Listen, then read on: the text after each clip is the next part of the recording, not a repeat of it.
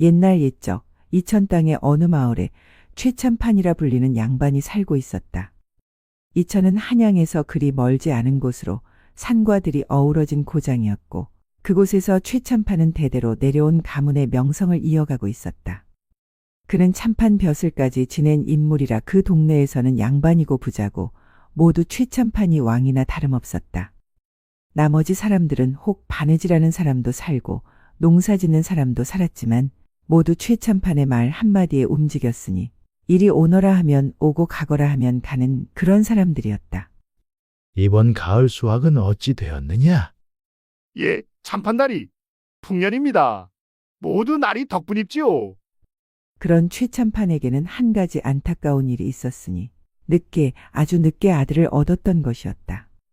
겨우 아들 하나를 낳았는데 기쁨도 잠시 부인이 산후병으로 세상을 떠나고 말았다. 무생아, 너는 내 어미는 보지도 못하겠구나. 최참판은 아들을 안고 몇 날 며칠을 울었다. 상처한 최참판은 홀로 아이를 키울 수 없어 재취를 하게 되었으니 후처 부인을 맞아들인 것이었다.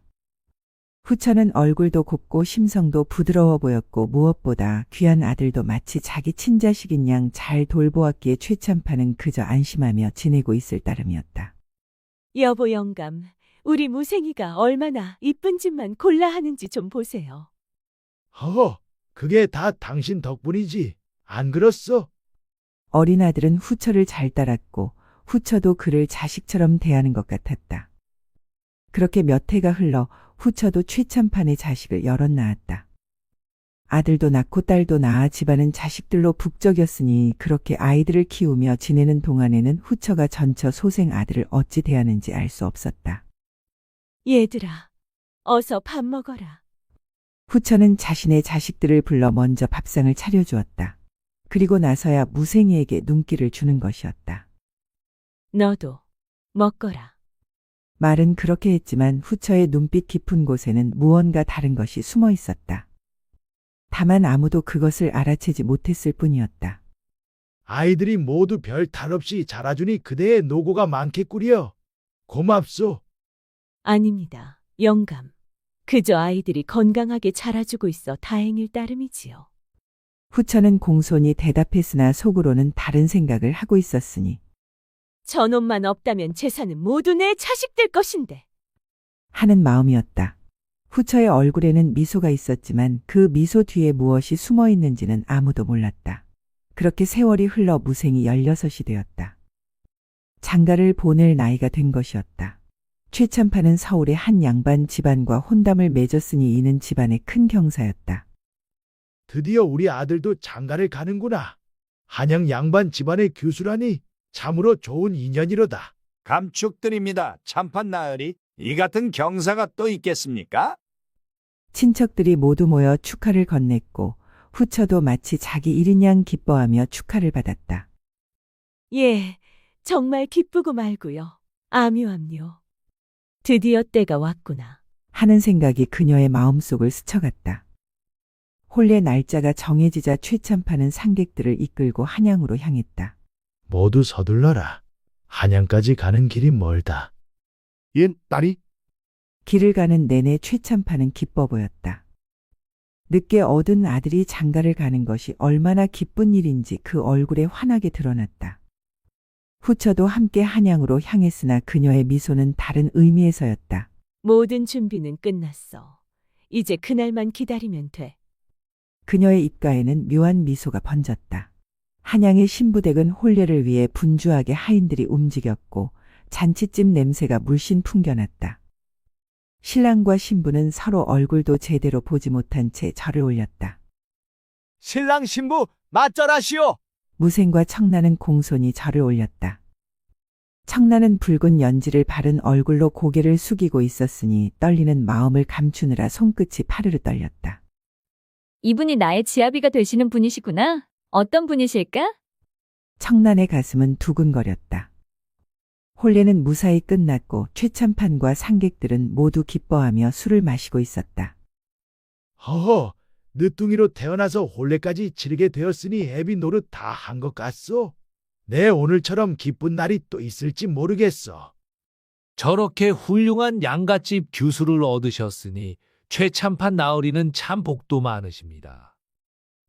그럼 복 받았지. 복 받았고 말고. 잔치는 밤늦도록 이어졌다.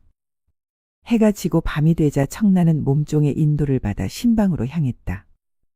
복도를 걸어가는 그 짧은 시간이 마치 한 시즌처럼 길게 느껴졌다. 마님, 이곳이 신방입니다. 드시지요. 문을 열고 들어가니 무생이 먼저 와 앉아 있었다. 촛불 아래 신랑의 얼굴이 희미하게 보였다. 들어오시오. 예. 청란은 너무 떨려서 숨도 제대로 쉴 수가 없었다. 이제부터 이분과 평생을 함께 한다니. 하는 생각에 가슴이 터질 듯했다. 그렇게 수줍은 시간이 얼마나 흘렀을까. 청란은 어느덧 자신도 모르게 잠들어 있었다. 그러다 이상한 소리에 잠에서 깨어날 수밖에 없었다. 윽! 청란은 잠결에 몸을 뒤척였다. 무언가 차가운 기운이 스쳤고 축축하고 비릿한 냄새가 청란의 뺨에 닿았다. 청란이 눈을 떴을 때 옆에 누워 있어야 할 신랑은 보이지 않았고 신랑이 누워있던 자리에는 짙은 붉은 흔적과 함께 찢겨진 옷가지만이 흩어져 있었다. 비명도 나오지 않았다. 그저 입을 벌린 채 얼어붙어 있었다. 이게 무슨 일인가? 꿈인가? 아니야. 이건 꿈이 아니야. 뭐지? 이 냄새는? 이 끔찍한 기운은 또 무엇이란 말인가? 호롱불에 불을 켜보니 청란의 머릿속이 하얗게 변했다. 들창은 이미 활짝 열려 있었으니 범인은 도망간 뒤였다. 밤중에 신방 쪽에서 왁자지껄 소리가 나자 최참판과 상객들이 모두 깨어나 신방으로 달려갔다. 큰일 났소. 큰일 났어요. 무슨 일이냐? 왜 이러는 것이냐? 문을 열었을 때 사람들은 모두 그 자리에 얼어붙었다. 신랑에게 끔찍한 병고가 닥친 것이었다. 범인은 이미 달아나 버렸고 신부만 넋이 나간 채 멍하니 앉아 있었다. 아이고. 내 아들이. 최참판은 방 안에 아들의 모습을 보고 다리에 힘이 풀려 털썩 주저앉았다. 이럴 수가. 무생아. 청란 역시 여전히 말없이 넋나간 사람처럼 그저 허공만 바라보며 앉아 있었다. 신부 집에서 하인들을 풀어 범인을 찾았으나 소용없었다. 정말 감쪽같이 사라져 버린 것이었다. 무슨 수를 써서라도 이 범인을 잡아야 하지 않소. 한밤중에 창문으로 침입했다 도망쳤으니 허허 하인들이 쫓아가서 찾고 있다지만 한양 안에 사람이 얼마나 많소. 얼굴도 보지 못했는데 어찌 찾겠소. 신부 친정 어른이 안타까운 목소리로 말했다. 지금 상황이 믿겨지지도 않거니와 그 말에 수긍이 되기 시작하자 최참판은 절망에 빠졌다. 누가 이런 몹쓸 짓을 했단 말인가? 이토록 잔인하게 관아에 알려야 하지 않을까? 아니, 관아에 알리면 무엇하나?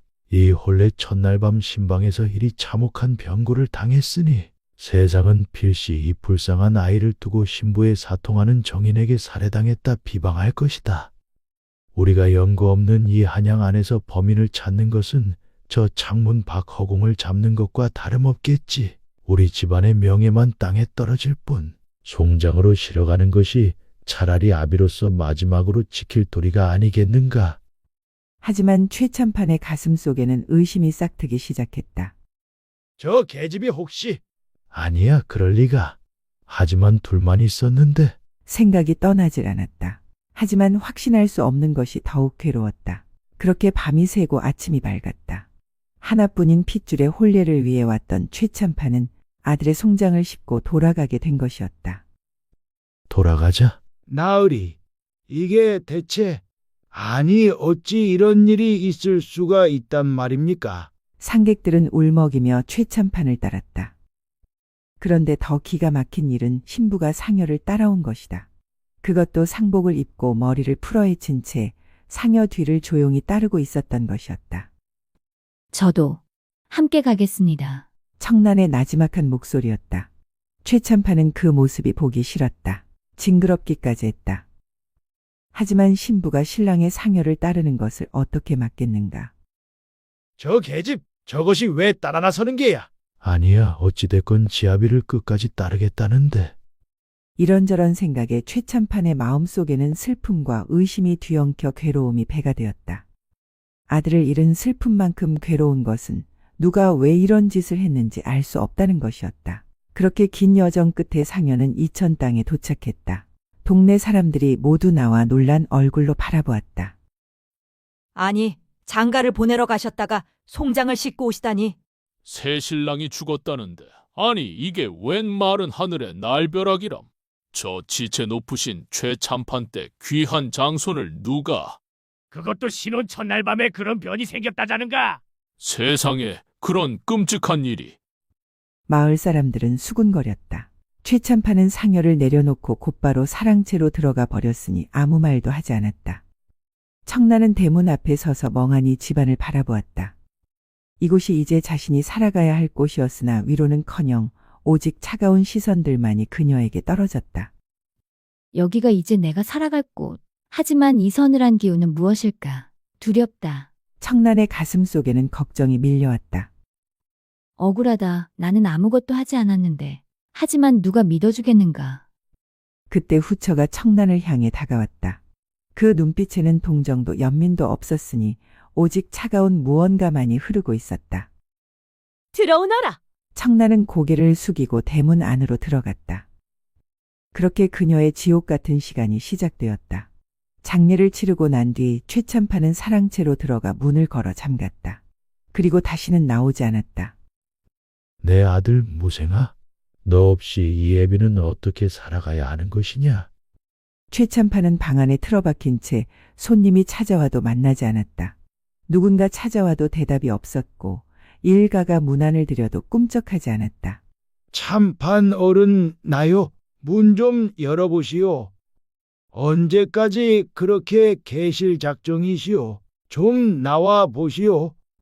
온갖 사람들이 찾아와 달래도 보고 화도 내보았지만 최참판은 그저 침묵으로 일관했다. 돌아가시오. 아무도 보고 싶지 않소. 최참판이 사랑채에서 나오지 않자 집안의 모든 권한은 후처에게 넘어갔다. 줄 것이든 받을 것이든 무엇이든지 모두 후처 마음대로였다. 이제부터 집안일은 모두 내게 물어라. 예, 마님. 하인들은 묘하게 바뀐 분위기를 감지하고 얼른 태도를 바꿨다. 후처는 집안을 휘두르기 시작했다. 창고 열쇠도 곳간 열쇠도 모두 후처 손에 들어갔으니 이제 이 집은 내 것이나 다름없어. 영감은 저렇게 틀어박혀 계시고 이제 이 집안의 기강을 제대로 잡아봐야겠구나. 후처의 얼굴에는 슬며시 미소가 번졌다. 그러나 그것을 눈치채는 사람은 아직 아무도 없었다. 게다가 후처는 청란을 볼 때마다 독한 말을 퍼붓기 시작했다. 이것아! 네가 무슨 낯짝으로 이 집에 들어왔느냐? 청란은 아무 말 없이 그저 고개를 숙였다. 바람을 피워 우리 아들을 죽인 주제에 아닙니다. 저는 그날. 입 닥쳐. 죄 진 것이 그딴 변명을 하느냐? 청란은 아무 말도 할 수 없었다. 누가 범인인지 모르는데 자신이 죄가 없다고 누가 믿어주겠는가? 나는 아무것도 하지 않았는데 허나 누가 믿어주겠는가? 신방에 나와 서방님 둘뿐이었는데. 하는 생각에 청란은 입을 열다가도 도로 다물 수밖에 없었다. 네가 애부가 있으니 죽인 것이 아니냐? 후처의 목소리는 점점 더 날카로웠다. 후처의 모함에 청란은 종년처럼 부림을 받았다. 빨래를 하고 밥을 짓고 마당을 쓸고 온갖 허드렛 일을 도맡아 했다. 빨래 다 했느냐? 예, 어머님. 지금 하고 있습니다. 느려 터졌구나. 어휴 속 터져. 빨리 하지 못할까? 밥도 제대로 주지 않았다. 찬밥 한 그릇 된장국 한 사발이 고작이었으니 그나마도 식구들이 다 먹고 남은 것이었다. 배가 고파. 허나 참아야 해. 살아야 해. 언젠가는 진실이 밝혀질 거야. 하는 생각으로 청란은 하루하루를 버텨냈다. 동네 사람들도 수군거렸다. 저 며느리가 바람을 피워 서방을 죽였다더라. 그래서 시어머니가 구박을 한다는구먼. 불쌍하긴 하지만 뭐 죄를 지었으면 당연한 거 아닌가? 그런데 시간이 지나자 청란의 배가 불러오기 시작했다. 저것 봐라. 배가 불러오는구나. 후처의 목소리는 조롱으로 가득했다. 다른 놈의 씨를 베고서 뻔뻔스럽게 이 집에 기어들어오다니. 낯짝도 참으로 두껍구나. 네가 바람을 피웠다는 증표 아니겠느냐? 아닙니다. 이 아이는 입 닥쳐! 누구 자식인지도 모를 것을. 세간의 공론도 그러했다. 동네 사람들은 모두 청란을 손가락질했다. 저 계집이 다른 사내의 아이를 뵌 게 분명해. 그래서 서방을 죽인 거겠지. 참 못된 계집일세. 이 아이는 분명 서방님의 아이인데 아무도 믿어주질 않는구나. 아가야, 이 엄마는 어찌하면 좋단 말이냐. 절망감에 청란은 밤마다 눈물을 삼켰다. 배가 불러올수록 후처의 구박은 더욱더 심해졌다. 일은 더 많이 시키고 밥은 더 적게 주었다. 배가 불렀으면 몸을 더 부지런히 움직여야 할 것이 아니냐? 놀고 먹을 생각이냐? 아닙니다, 어머님. 몸이 무거워질수록 청란의 몸은 점점 앙상하게 말라갔다. 배만 볼록 나오고 팔다리는 앙상하게 남았으니 살이라고 생긴 건 다 빠져버리고 목숨만 겨우 붙어있는 꼴이었다. 배가 고프구나. 너무 지친다. 그렇지만 이 아이만은 살려야 해. 이를 악물고 청란은 갖은 모진 말들과 노동을 견디고 있었다. 그렇게 밤이 되면 청란은 홀로 배를 어루만지며 눈물을 흘리곤 했다. 아가야, 미안하구나. 내 어미가 이 모양이라. 갖은 고생 끝에도 시간은 흘러 청란은 드디어 아이를 낳을 수 있었다. 아들이었다. 그러나 아무도 축복해주지 않는 서러운 출산이었다. 후처가 몸종들에게 마저 얼씬하지 말 것을 일러두었으니 청란은 홀로 아이를 낳았고 스스로 탯줄을 끊고 아이를 품에 안았다. 아가야, 살아있구나. 살아있어. 기특한 것. 청란은 눈물을 흘리며 아들을 꼭 끌어안았다. 헌데 시아버지인 최참파는 손자가 태어난 것을 아는지 모르는지 그는 여전히 사랑채에 틀어박혀 있었다. 나았으면 빨리 일어나지 않고 일 안 하고 뭐 하는 것이냐? 후처가 문 밖에서 소리쳤다. 이 아이는 내 유일한 희망이야. 이 아이를 위해서라도 참아내야 해. 하는 생각에 청란은 이를 악물었다. 아이를 낳자마자 청란은 다시 갖가지 일을 해야 했다. 예, 지금 나갑니다, 어머님. 청란은 비틀거리며 일어났다. 아이는 방 한구석에 누워 울었지만 청란은 마당에서 빨래를 해야 했다. 아이가 울어도 달려갈 수 없었으니 후처가 허락하지 않았다. 아가야, 조금만 기다려. 어미가 곧 갈게. 청란의 가슴은 찢어지는 아팠지만 별 다른 방도가 없었다. 애 울음소리가 시끄럽구나. 뭘 하고 있느냐? 예, 지금 갑니다, 어머님. 그렇게 한 해가 지나고 두 해가 지나고 3년이 흘렀다. 청란의 모습은 사람이라 할 수 없을 지경이었으니 귀신처럼 야위고 초라한 모습이었다. 저 최참판댁 며느리 좀 봐. 몰골이 말이 아니네. 꼭 귀신 같구려. 죄를 지어서 저 모양이 된 거지. 마을 사람들은 수군거렸다. 청란의 아들은 3살이 되었고 그녀를 닮은 구석이 있어 눈빛만은 또렷했다. 어미, 배고파. 조금만 기다려라. 어미가 뭐라도 구해올게. 청란은 굶주린 아이를 안으며 눈물을 삼켰다. 3년을 버텼다, 3년을. 그런데 언제까지 이렇게 살아야 하나? 언제까지? 청란은 절망했으나 아이를 보면 다시 힘을 냈다. 청란은 살아남기 위해 눈치가 빨라졌고 조용히 관찰하고 숨죽이며 지켜보는 것이 습관이 되었으니 살아남으려면 모든 것을 알아야 해. 언제 어디서 위험이 올지. 하는 생각 때문이었다. 그러던 어느 날부터 청란은 후처의 행동이 수상하다는 것을 느꼈다. 밤이면 후처가 몰래 어딘가로 나가는 것 같았기 때문이었다. 어머님이 밤마다 어디를 가는 걸까? 왠지 무언가 숨기는 게 있는 것 같아. 그날 밤은 유난히 날씨가 흉흉했다. 하늘에서 번개가 번쩍이고 천둥이 쳤으니 비가 오려는 기운이 역력했다. 어머님이 오늘도 나가실까? 이 날씨에. 하는 생각에 청란은 검정 적삼을 입고 몸을 숨겼다. 밤에 눈에 띄지 않기 위해서였다. 그리고 조용히 후처가 있는 곳을 지켜봤다. 오늘은 끝까지 따라가 봐야겠어. 무슨 일인지 어딜 가는 건지 알아야 해. 예상대로 비가 뚝뚝 떨어지기 시작했다. 캄캄한 하늘 번쩍이는 번갯불. 그 속에서 청란은 숨죽이고 있었다. 한밤중이 되자 후처가 조심스럽게 방에서 나왔다. 주위를 살피며 대문 쪽으로 향했다. 모두 자고 있겠지. 후처는 혼잣말을 중얼거리며 대문을 살짝 열고 밖으로 빠져나갔다. 비는 이미 내리기 시작했고 번개가 하늘을 가로질렀다. 청란은 숨어서 그 모습을 지켜봤으니 가슴이 터질 것처럼 두근거렸다. 역시 어딘가로 가고 있어. 이 밤중에 혼자 누굴 만나러 가는 걸까? 청란은 조용히 뒤를 따랐다. 빗속에서 순식간에 후처의 뒷모습이 어둠 속으로 사라져갔다. 청란도 숨죽이며 그 뒤를 밟았으나 눈앞에서 놓쳐버린 것이었다. 헌데 빗물에 질어진 흙바닥에 발자국이 깊이 죽 이어서 나 있었고 그 발자국을 따라가 보니 폐가 안으로 이어져 있었다. 청란은 담 너머로 몸을 숨기고 안을 들여다보았다. 폐가 안에서 희미한 불빛 사이로 누군가 앉아있는 것이 보였다. 세상에, 저 안에 누가 있는 모양이야. 청란은 조심스럽게 방문 틈으로 안을 들여다봤다. 그곳에는 후처와 한 사내가 마주 앉아 있었다. 그런데 그 사내는 집안에서 부리는 쇠돌이였다. 저 사내는 쇠돌이? 아니, 쇠돌이가 저기서 왜? 그동안 조용히 잘 지냈는가? 어딜 가든 늘 입조심하시게. 어쨌거나 자네 덕분에 일이 수월하게 되고 있어. 고맙네.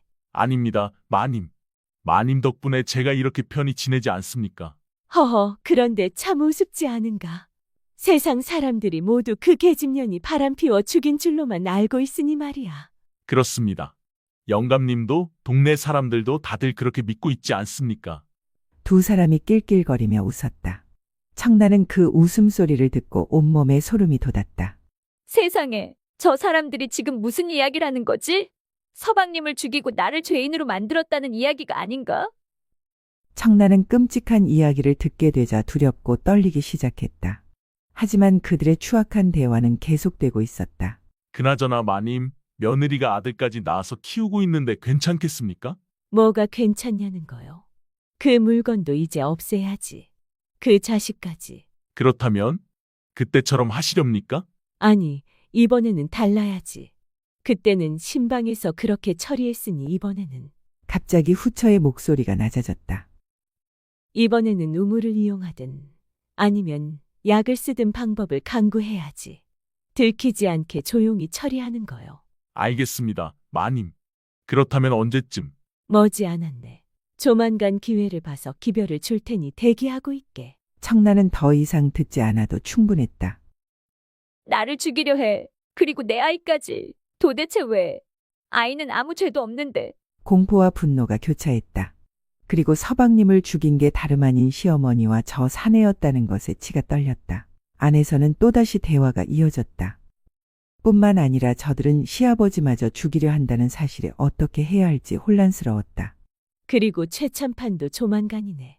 그 양반만 없으면 이 집안 재산은 완전히 내 것이 되는 걸세. 마님, 영감님은 지금 사랑채에 틀어박혀 계시지 않습니까? 그냥 놔두셔도.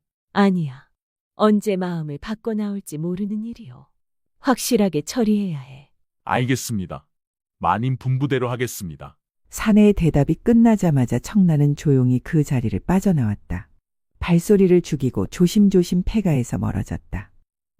비는 여전히 내리고 있었고 가슴 속에서는 수많은 생각이 소용돌이쳤다. 이제 어떻게 하지? 시아버님께 말씀드려야 해. 그래야 나도 살고 시아버님도 살 수 있어.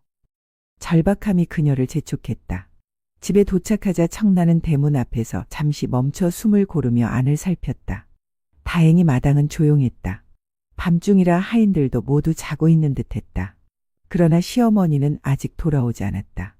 지금이야. 지금 말씀드리지 않으면 기회가 없어. 내일이면 나는 죽을지도 몰라. 공포심이 그녀를 재촉했다. 청란은 조용히 담장을 따라 사랑채 쪽으로 움직였다. 발소리를 죽이고 그림자처럼 움직였으니 혹시라도 하인들 눈에 띄면 시어머니한테 고자질할지 모른다는 두려움 때문이었다. 안채 쪽에서 희미한 불빛이 보였으나 인기척은 없었다. 청란은 재빨리 사랑채 문 앞에 다다랐다.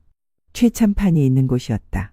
아버님, 문을 열어주십시오. 청란이 문을 두드렸다. 안에서는 아무 대답이 없었다. 아버님, 제발 문을 열어주십시오. 아를 말씀이 있습니다. 한참 뒤에야 최참판의 목소리가 들렸다. 왜 그러느냐? 나는 너와 할 말도 없고 너를 볼 생각도 없다. 돌아가거라. 아닙니다. 꼭 말씀드려야 할 일이 있습니다. 제발 문을 열어주십시오. 청란의 목소리는 절박했다.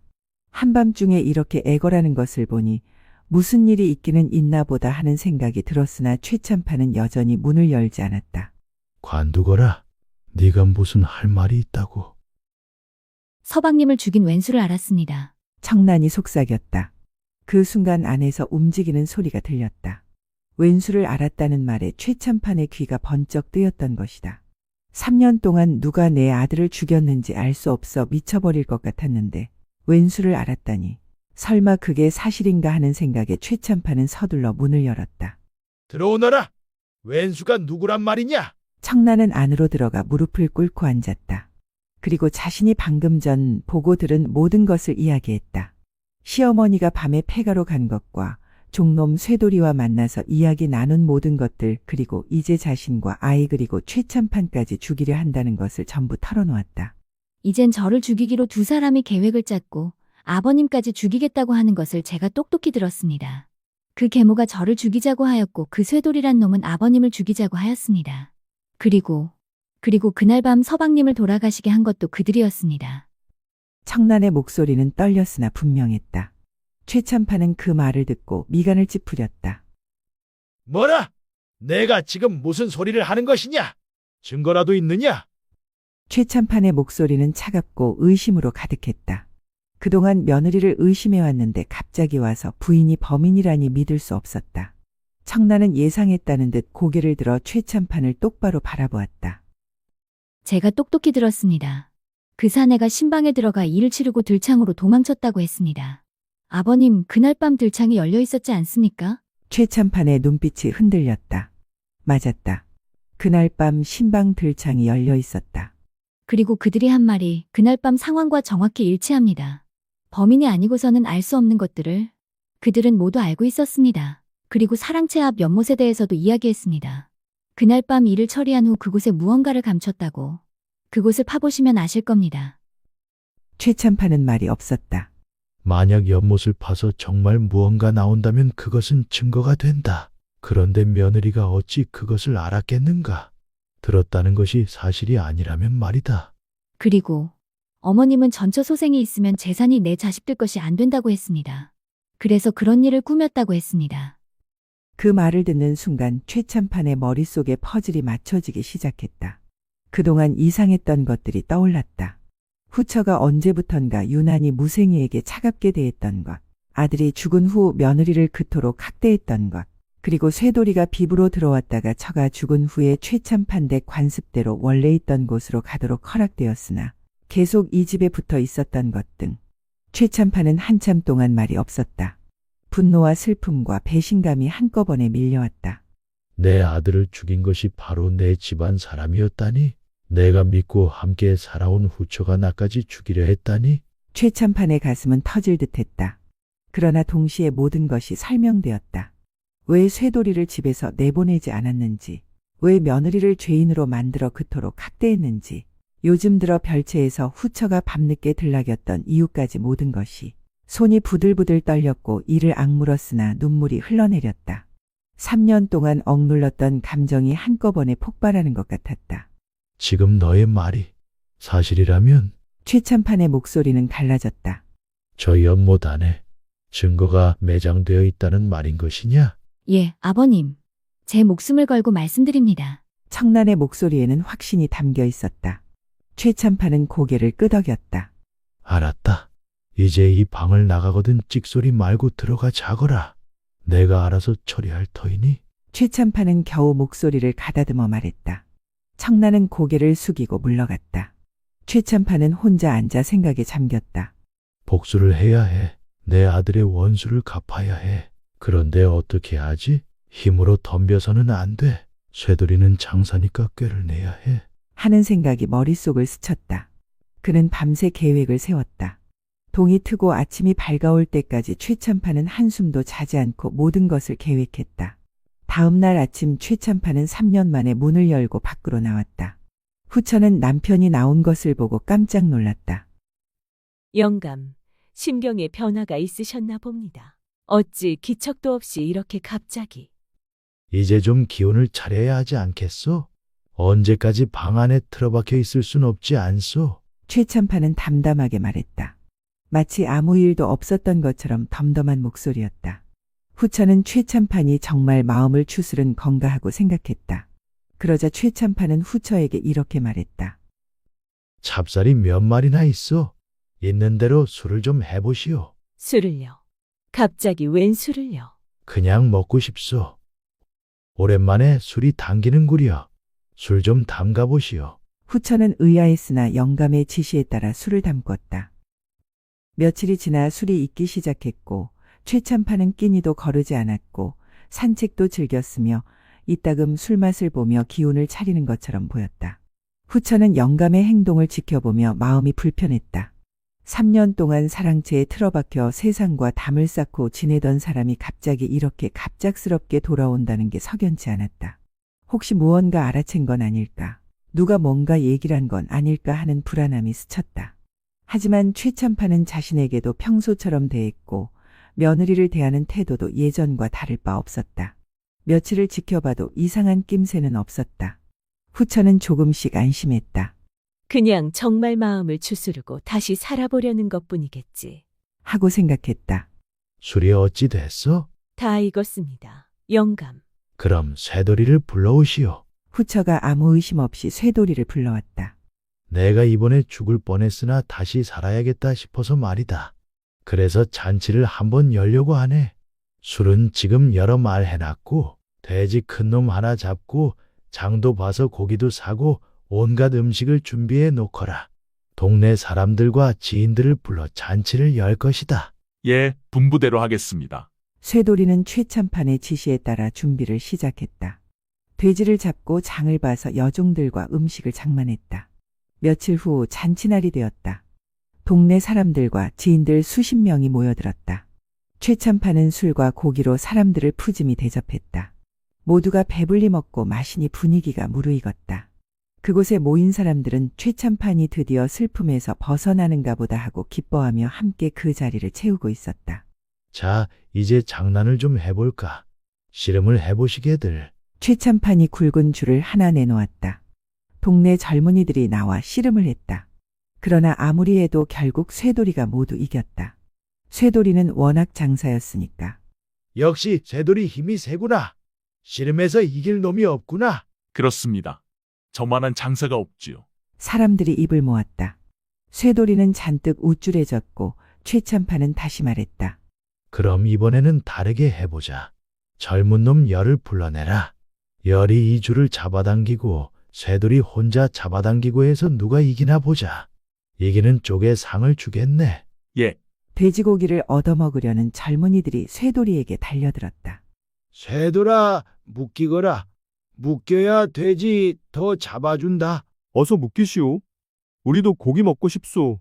사람들이 재촉했다. 쇠돌이는 처음엔 버티는 척했으나 동네 사람들이 모두 돼지고기를 기대하며 보채니 결국 못 이기는 척 묶이고 말았다.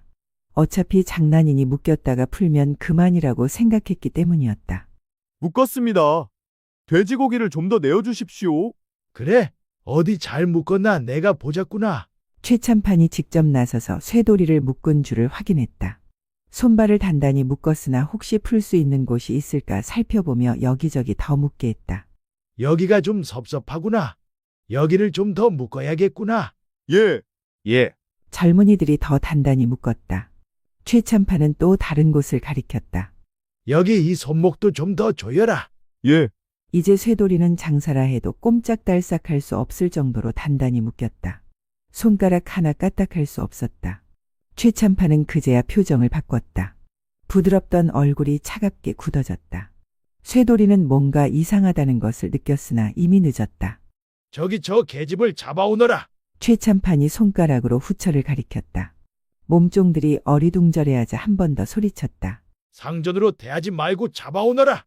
내 앞에 잡아오란 말이다. 그제서야 몸종들이 당황한 채 서 있는 후처를 붙잡아 최참판 앞에 데려왔다. 이게 무슨 짓입니까? 영감! 후처가 소리쳤지만 최참판은 이렇게 말했다. 전연을 잡아 묶고 둘이 마주보게 하거라. 영감, 제정신이십니까? 왜 이러시는 겁니까? 후처가 발버둥 쳤으나 소용없었다. 몸종들이 후처를 묶기 시작했다. 후처가 묶이자 최참판은 동네 사람들 앞에서 그녀를 추궁했다. 쇠돌이와 후처, 두 사람이 마주 보게 되었다. 쇠돌이는 이미 손발이 꽁꽁 묶여 있었고 후처도 마찬가지였다. 쇠돌아, 좋은 말로 할 때 네가 먼저 불어라. 이 여자와 무슨 짓을 했는지. 최참판이 호통쳤다. 쇠돌이는 입을 다물고 꿈쩍도 하지 않자 최참판은 다른 몸종들에게 명했다. 저놈을 매로 쳐라. 몸종들이 쇠돌이를 때리기 시작했다. 한 대, 두 대, 세 대. 쇠돌이는 처음엔 버텼으나 결국 입을 열고 말았다. 살려주십시오. 저는 마님 시키는 대로 한 것뿐입니다. 이놈아! 무슨 소리냐? 그 입 닥치지 못할까? 후처가 발악하며 소리쳤으나 쇠돌이는 이미 자백을 시작했다. 마님께서 신랑을 없애라고 하셨습니다. 그래서 제가 그만. 쇠돌이는 모든 것을 털어놓기로 작정한 듯 했다. 후처는 더 이상 버티지 못하고 소리쳤다. 그래! 내가 시켰어! 후처가 울부짖으며 자백했다. 지켜보던 사람들은 경악을 금치 못했다. 세상에, 계모가 의붓아들을 죽였단 말인가? 최참판은 멈출 기미 없이 더더욱 다그쳤다. 그럼 그것은 어디에 뒀느냐? 그것이라 칭했지만 그것이 무엇인지 범인인 쇠돌이와 후처는 단번에 알아챘다. 연못에, 사랑채 앞 연못에 독에 담아 넣었습니다. 그 말이 끝나기도 전에 최참판은 사람들을 시켜 연못을 파괴했다. 과연 그곳에서 독이 하나 건져져 나왔다. 3년 동안 그곳에 묻혀 있었던 것이다. 세상에 이런 일이. 저런 악독한. 최참판은 침통한 얼굴로 명령했다. 쇠돌이와 저 계집 그리고 저 계집이 낳은 자식들을 연못가로 데려가라. 예. 사람들이 후처와 쇠돌이 그리고 후처가 낳은 자식들을 연못가로 끌고 갔다. 최참판은 다시 명령했다. 연못을 메워버려라. 사람들이 흙을 퍼다 연못을 메웠고 그들은 연못 속으로 사라졌다. 죄를 지은 자들에 대한 심판은 이렇게 끝이 났다. 복수가 끝났다. 그러나 최참판의 얼굴에는 기쁨이 아닌 공허함만이 남아있을 뿐이었다. 원수를 갚았으나 아들은 돌아올 리 없었고 자신의 손에 피를 묻혀 영원한 업보가 되었으니 말이다. 그 일이 있은 후 얼마 지나지 않아 최참판은 일가들을 불러 재산을 나눠주었다. 가난하게 사는 친척들에게는 논밭을 주고 친구들에게도 재산을 나눠주었다. 그리고 며느리 청란과 손자에게만 먹고 살만한 정도의 논 두세 섬지기를 남겨두었다. 재산을 나눠주어도 최참판의 마음은 점점 더 무거워졌다. 비록 죄인을 벌했으나 나 역시 사람을 죽인 몸. 이제 이 세상에 머물 자격이 없구나. 모든 것을 정리한 후에 최참판은 청란을 불렀다. 얘야, 예, 아버님. 나는 몹쓸 짓을 했다. 비록 죄인이라 해도 후처를 죽이고 그 자식들까지 모두 죽였으니 이런 사람이 무슨 낯으로 세상을 살겠느냐. 나는 떠날 것이다. 아버님. 청란의 눈에 눈물이 고였다. 손자가 크기를 기다릴 수도 없고 나는 오늘 떠나면 다시는 돌아오지 못할 것이다. 아들을 잘 키워서 꿋꿋하게 살아가거라. 아버님, 그러지 마십시오.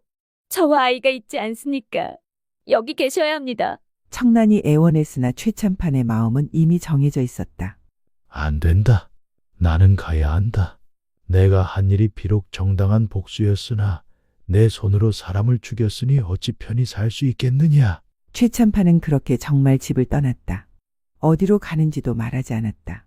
청란은 대문 밖에서 그 뒷모습을 바라보며 눈물을 흘릴 수밖에 없었다. 아버님께서 저를 살려주셨는데 제가 아버님을 떠나보내야만 하다니요. 슬픔이 가슴을 짓눌렀다. 청란은 그 뒤로 아들을 키우며 살았다. 3년 동안 학대받으며 뼈만 남았던 몸이었으나 이제는 제대로 먹을 수 있었고 아들도 건강하게 자라고 있었다. 하지만 청란은 늘 시아버지를 그리워했다. 언젠가는 돌아오실 거야. 아니면 아들이라도 할아버지를 만나게 해드려야지. 그렇게 세월이 흘러 아들이 14살이 되자 청란은 아들을 불러서 이렇게 말했다. 연서가, 이제 내가 할아버지를 찾아야 한다. 예, 어머니. 하루 이틀 만에 찾을 수 있는 게 아니고 1년이 걸릴지 3년이 걸릴지 아무도 모른다. 옷 몇 벌 챙기고 돈 조금 가지고 나서거라. 5년이 되든 10년이 되든 30년이 되든 할아버지를 찾아서 모시고 들어와야 한다. 할아버지 없이 혼자 들어오면 내 얼굴을 보지 못할 줄 알아라. 청란의 목소리는 단호했다. 아들은 어머니의 말에 따라 보따리를 챙겨 집을 나섰다. 정월 초하루에 길을 나섰으니 1년 내내 경기도, 충청도, 전라도 방방곡곡을 다니며 할아버지를 찾아 나섰다. 안 간 곳이 없었다. 이듬해에는 경상도까지 내려가 여기저기를 헤매었다. 16살이 되던 해, 7, 8월경 연석은 합천 해인사로 향했다. 최참판은 집을 떠난 후 방방곡곡을 떠돌다가 합천 해인사로 들어가 머물고 있었다. 절에서 얼마를 지내다가 절 아래 동네 사람과 가깝게 지내게 되었다. 그렇게 고상하게 절에서 놀지 말고 우리 동네 와서 아이들이나 좀 가르쳐 주시오. 그러면 학내 받아서 옷도 해 입고 쓸 돈도 생기고 나중에 돌아가시면 장사라도 치를 돈을 모아보시구려. 최참판은 늙어서 더 이상 떠돌아다니기도 힘들었다. 어차피 죽을 때까지 떠돌 생각이었으나 이제는 기력도 없고 몸도 쇠약해졌다. 줬어. 그렇게 동네에 자리를 잡고 아이들을 가르치기 시작한 것이 어느덧 3년이 흐른 것이었다. 세월이 흐르는 동안 최참판은 그 마을의 늙은 과부와 인연을 맺게 되었다. 홀로 아들을 키우는 그 과부는 가난하여 끼니조차 있기 어려웠으나 유일한 소망은 아들에게 글을 가르치는 것이었다. 최참판은 아이들을 가르쳐 번 돈을 함부로 쓰지 않고 고스란히 모아두고 있었다. 결국 과부는 자신의 아들을 가르치기 위해 최참판을 신랑으로 맞이했다.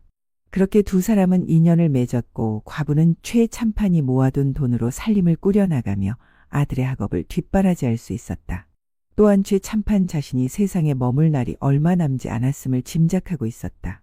그는 이 늦은 인연이 고독한 삶의 마지막 위안이라 여기며 소박 하나마 남은 생을 함께하기로 한 것이었다. 그렇게 지내다가 추석이 되어 아이들의 학업을 쉬게 할 무렵 과부가 돈이 좀 있어 송아지를 하나 샀다. 저녁 때 최참판이 나서서 그 송아지를 끌고 산기슭이나 논두렁에 가서 풀을 뜯게 했다. 그날도 송아지를 끌고 다니다가 가만히 쳐다보니 어떤 아이 하나가 절에 가는 길로 올라오고 있었다. 최참판은 걸음을 멈췄다. 소년의 걸음걸이가 낯익었다. 키도 그렇고 어깨의 각도도 그렇고 고개를 살짝 숙이고 걷는 모습까지 모두 낯익었다. 최참판의 가슴이 두근거리기 시작했다. 소년이 가까이 오자 얼굴이 눈에 들어왔다. 먼저 간 무생과 똑 닮은 얼굴이었다. 최참판의 눈에서 눈물이 주르륵 뺨을 타고 흘러내렸다. 참으려 해도 참을 수가 없었다. 거기 섰거라. 거기 있으라. 그러고는 쫓아가서 그 아이를 붙들고 울었다. 누군지도 모르고 그냥 울었다. 그 아이가 자기 아들과 똑같이 생겼으니 아들 생각이 나서 운 것이다. 아이는 할아버지를 찾으러 가던 길이었는데 노인이 꺼이꺼이 우니 덩달아 울었다. 얼마를 울고 나서야 최참판이 아이에게 물었다. 내가 살기는 어디 사는고? 나이는 몇 살이고 성은 무엇이고 이름은 무엇이냐? 아이가 대답했다. 최연석이라 하옵니다. 성명을 물어놓고 보니 자기 손자였다. 최참판의 가슴이 철렁 내려앉았다. 손자가 나를 찾아왔구나. 그런데 나는 돌아갈 수 없는데 어찌하나? 하는 생각에 눈물이 또 흘렀다. 할아버지 맞으시죠? 드디어 찾았습니다. 손자가 최참판의 손을 꼭 잡고 울었다. 가입시다, 할아버지. 어머니께서 기다리고 계십니다. 너나 가거라. 나는 안 간다.